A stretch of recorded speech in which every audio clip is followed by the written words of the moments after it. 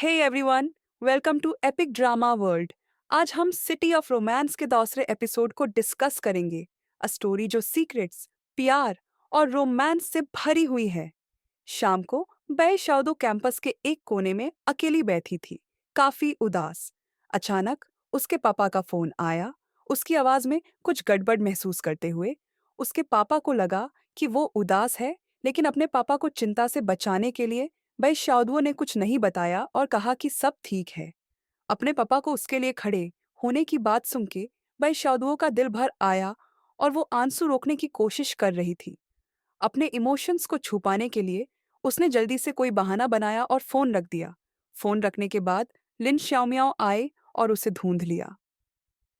लिन शाओमियाओ से कुछ देर बात करने के बाद बई शाओदुओ को थोड़ा अच्छा फील हुआ और उसने अपने नेगेटिव थॉट्स को थोड़ा ब्रेक दिया। अगले दिन लिन शाओमियाओ ने बई शाओदुओ को एक क्यूट आउटफिट पहनाया और दोनों एक आर्ट एग्जीबिशन के लिए चले गए। बई शाओदुओ की अपीयरेंस ने तुरंत सु यानचिंग का ध्यान खींच लिया। थोड़ा अकेला टाइम देने के लिए शाओ यंग और लिन शाओमियाओ ने बहाना बना दिया और चली गई। उनके चलते ही बई शाओदुओ और सु यानचिंग एग्जीबिशन में घूमने लगे और लिन शाओमियाओ ने एक बूथ देखा जहां ट्रेडिशनल स्टाइल क्लोथ्स बेचे जा रहे थे। वो कपड़े गलत थे और जब वेंडर ने लिन शाओमियाओ की कमेंट सुना तो वो थोड़ा गुस्सा हो गया और रूड़े तरीके से जवाब दिया।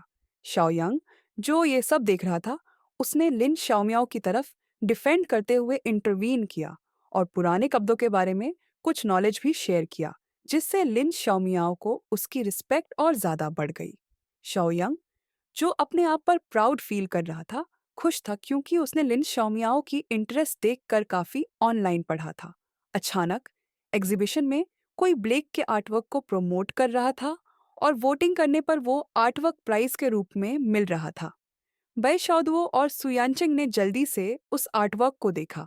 जब सुयानचिंग ने वो आर्टवर्क देखा तो उससे याद आया कि यूशुफे ने एआई जनरेटेड आर्ट के बारे में कुछ कहा था।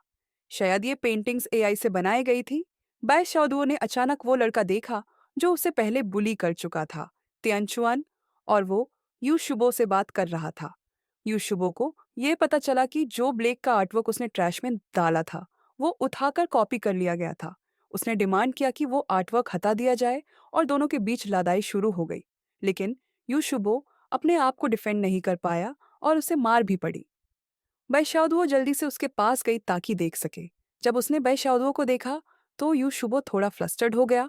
समझ गया कि बैशाओदुओ ने उनकी बात सुन ली थी और जाने के उससे पता चल गया था कि ब्लेक असली में वो नहीं था।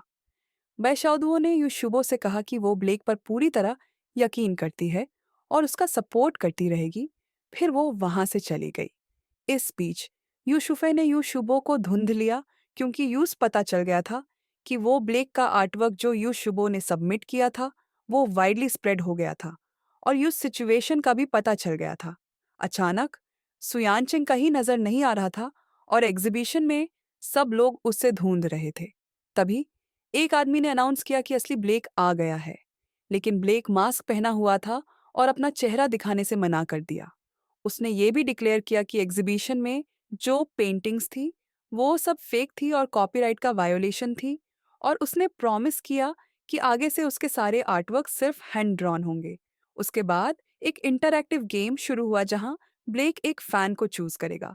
क्राउड में फैंस का एक्साइटमेंट बढ़ा गया और फाइनली ब्लेक ने बै शाओदो को चूज किया। एक्साइटेड बै शाओदो स्टेज पर गई, खुश थी कि वो ब्लेक के साथ इंटरैक्ट कर पाएगी। तभी तियनचुन वहां आया और उसे परेशान करने लगा। बिल्कुल वक्त पर ब्लेक ने इंटरवीने किया और बैशाओदुओ को बचाया।